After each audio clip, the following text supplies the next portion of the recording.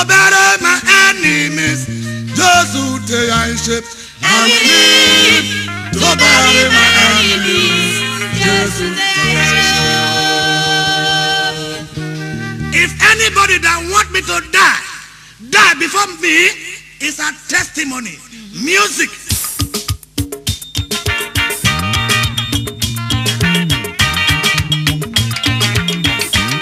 It is only a fool that take the mouth open of the lion for a smile. Hey, hey, hey, hey. I will live to bury my enemies. Just to tell I should. I will live to bury my enemies. Just to tell I should. I should. Just to tell I should. Just to tell I should. In the Darova. Go to the Buwe. Go to the Mupawana. I ought to the Harawa. Go to the Buwe.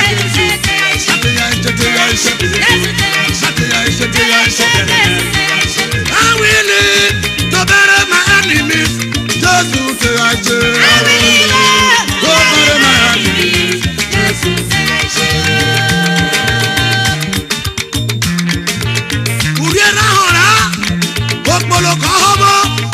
Listen, the play between the cockroach and the fowl will end up as sad news. Wait, I will live to bury my enemies. Just to tell I should. I will live to bury my enemies. Just to tell I should. I should. In the room, I go to the women. I go to water.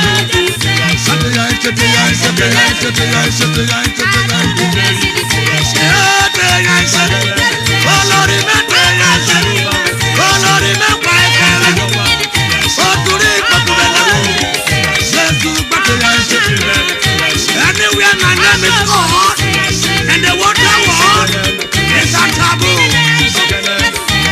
In the Congo, that Holy Ghost fire, Holy Ghost fire, visit them all. I said, but I should,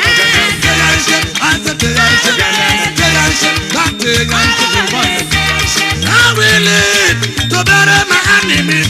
Just to say I should. I will live to bury my enemies.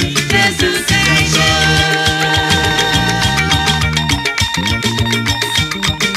In Psalm 63, 9 and 10, good news says, Daniel, those who are trying to kill me will go down into the world of the dead.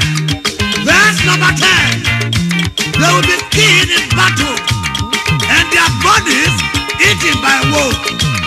I will live to bury my enemies. Just to tell I should. I will live to bury my enemies. Just to tell I should. Just to tell I should. Holy Ghost. Otu for lucky you. 100 dollars. Let's get my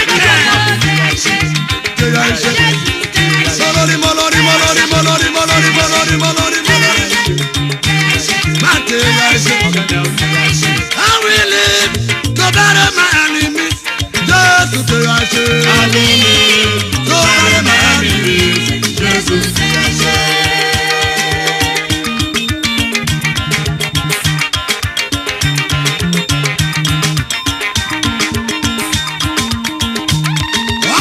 For me, Jordan Bada, and on it, Bada, Jordan for me. Action time, action time. I mean, action time.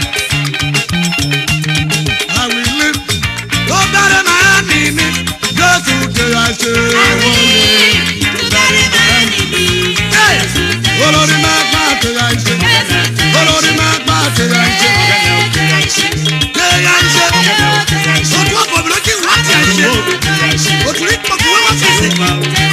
God people taking your position. Yes, to tell I should. Let your papa tell I should. Follow the matter I should. Holy God tell I should. I will live. I will live. To bury my enemies. Just to tell I should. I will live to bury my Jésù ti ṣe.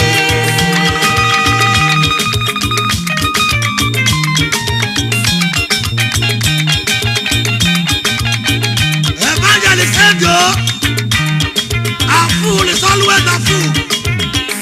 Now, what do you have to say at this junction? General Obiako, no one play with the tail of a snake out of admiration. What that's about, that shall be the end of Captain Marvel. I will live. Cover my enemies, just to the ashes. I will live to bury my enemies. Jésù ti I ṣe. said, back to your Jésù ti ṣe.